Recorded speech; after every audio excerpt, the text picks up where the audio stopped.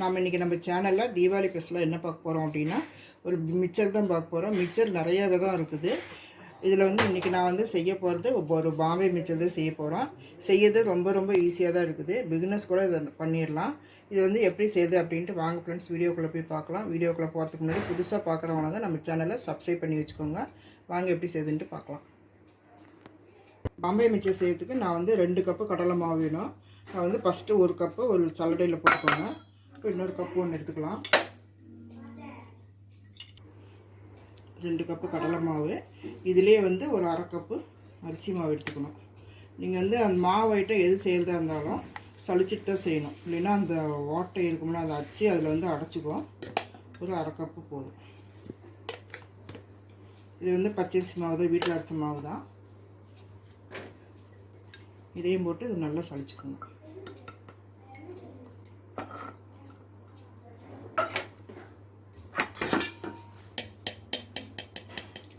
இதில் ஒரு 1/4 ஸ்பூன் மஞ்சத்தூள் போட்டுக்கோங்க. அப்படி இல்லைன்னா ஃபுட் கலர் உங்களுக்கு வேணும்னா நீங்கள் அதை கூட போட்டுக்கலாம். இப்போ இதுக்கு தேவையான அளவு உப்பு,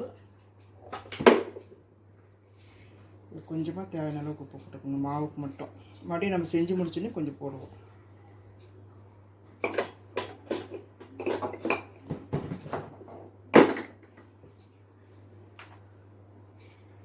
இப்போ கொஞ்சமாக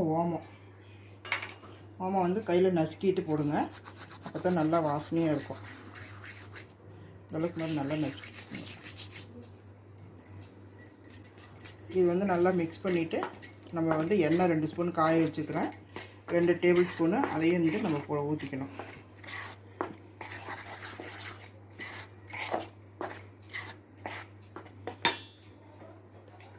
இப்போ காய வச்சுக்கிற 2 டேபிள் ஸ்பூன் எண்ணெய், சமையலுக்கு நம்ம யூஸ் பண்ணுற எண்ணெய் தான், அதை ஊற்றிக்கோங்க. உடனே கை வச்சிடாதீங்க, சுட்டுரும். இப்போ ஒரு ஸ்பூன் வச்சு ஃபஸ்ட்டு நல்லா கலந்து விட்டுட்டு அதுக்கப்புறமேட்டுக்கு நீங்கள் பிணைஞ்சிக்கலாம். கொஞ்சம் கொஞ்சமாக தண்ணி ஊற்றி தளர பிணையணும். இது செய்யறதுல ரொம்ப ஈஸியாக தாங்க இருக்குது, ரொம்ப கஷ்டமெல்லாம் எதுவுமே கிடையாது. இவ்வளோ தான் இதுக்கு தேவையா. இந்த பாம்பே மிக்சருக்கு இவ்வளோ தான் வேணும். இது நல்லா பிணைஞ்சிட்டு கொஞ்சம் கொஞ்சமாக தண்ணி ஊற்றிட்டு நம்ம பிணைஞ்சி வச்சுக்கணும். ஃபஸ்ட்டு நல்லா கலந்து விட்டுக்கோங்க. இந்த எண்ணெய் வந்து எல்லா இடத்துலையும் படணும். நல்லா பிணைஞ்சிட்டு இப்படி பிடிச்சிங்கன்னா நல்லா பிடிக்க வரணும். உங்களுக்கு எவ்வளோ வேணுமோ அந்த அளவுக்கு போட்டுக்கோங்க. நான் வந்து 2 கப்பு தான் போட்டிருக்கிறேன், எனக்கு போதுன்ட்டு. நிறைய ஸ்வீட்டு மிக்சர்லாம் வரும், அதனால் நான் கொஞ்சமாக வீடியோக்காக செய்கிறேன். இந்த அளவுக்கு நீங்கள் இப்படி பிடிச்சிங்கனாக்கா நல்லா பிடிக்க வரணும். டைட்டாக பிடிச்சிங்கனாக்கா இப்படி பிடிக்க வரணும். இப்படி ஊற்றி விட்டிங்கனாக்கா இப்படி உதிர்ந்து போயிடணும். இதுதான் பக்குவம். இப்படி வந்துச்சுன்னா நம்ம கரெக்டாக போட்டுக்கோன்னு அர்த்தம். இப்போ கொஞ்சம் கொஞ்சமாக தண்ணி ஊற்றி நம்ம பிணைஞ்சிக்கலாம். கொஞ்சம் கொஞ்சமாக ஊற்றி பிணைங்க.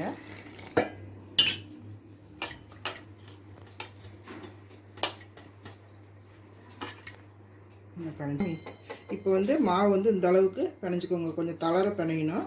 இப்போ வந்து கையில் கொஞ்சமாக எண்ணெய் தடவிட்டு இந்த அச்சு, இந்த இடியாப்பம் அச்சு இருக்குது பாருங்கள், இதில் வந்து நம்ம தடவிக்கணும். அடியிலையும் உள்ளேயும் தடவிட்டு இப்போ வந்து இந்த மாதிரி ஒரு முறுக்கச்சு எடுத்துருக்குறேன். இந்த மாதிரி ஒரு முறுக்கச்சு எடுத்துகிட்டு இதுலேயும் கொஞ்சம் உள்ளே எல்லாம் எண்ணெய் தடவிக்கணும். நம்ம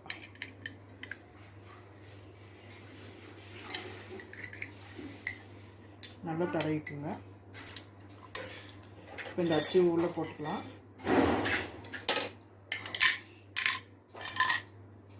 இப்போ கொஞ்சமாக மாவு எடுத்து போடணும். கொஞ்சம் கையில் ஒட்டுறமா இருந்தால் கொஞ்சம் எண்ணெய் தடவிக்கோங்க.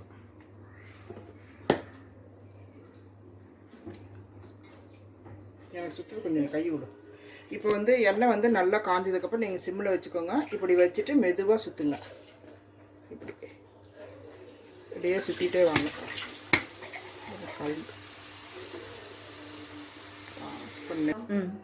இப்போ நான் வந்து அந்த முறுக்குப்பொடி வேண்டான்ட்டு இதை மாற்றிட்டேன்.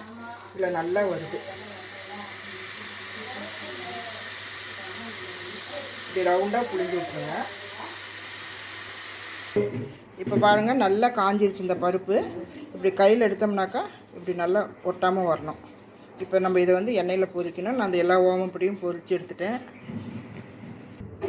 இப்போ பாருங்கள், நான் வந்து இருந்த மாவு எல்லாமே இந்த மாதிரி சின்னதாக நான் வந்து பொரித்து எடுத்துக்கிட்டேன். இப்போ நம்ம வந்து அதே கடாயிலே இந்த மாதிரி ஒரு சல்லிக்கரண்டி வச்சுக்கோங்க. இப்போ இதில் வந்து இந்த கொஞ்சம் கொஞ்சமாக அந்த மசூர் பருப்பு கொஞ்சம் எண்ணெயில் படுற மாதிரி வைங்க. இப்படி வச்சுட்டிங்கன்னா நமக்கு எடுக்கிறதுக்கு ஈஸியாக இருக்கும். இப்படி ரொம்ப தீய வச்சிடாதீங்க, எண்ணெய் நல்லா காஞ்சிருக்குது. இந்த மாதிரி போட்டு நம்ம எடுக்கணும். கொஞ்சம் வெடிக்கும், அது ஈரம் இருக்கிறதுனால வெடிக்கும். இப்போ சரியாக போயிடும்.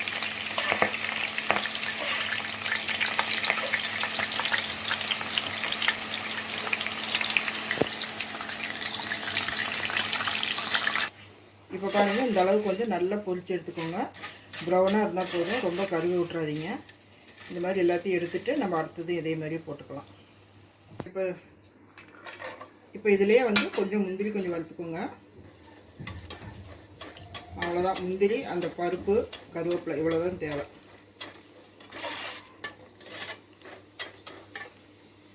நல்லா கொஞ்சம் கலர் ஆனானே எடுத்துடலாம்.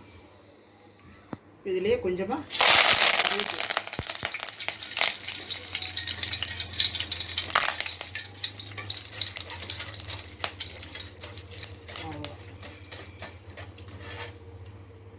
இப்போ இந்த ஓமப்பொடி வந்து நல்லா அமுக்கி விட்டுக்கோங்க.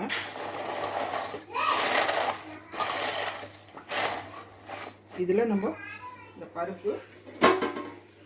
இந்த பருப்பும் முந்திரி எல்லாம் இருக்குல்ல, அதெல்லாம் போட்டுக்கலாம்.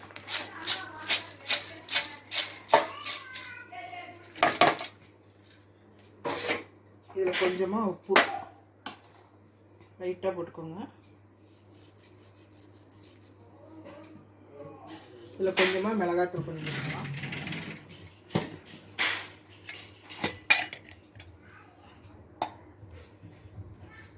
கொஞ்சமாக இப்போ இது வந்து நல்லா குலுக்கி விட்டுக்கோங்க.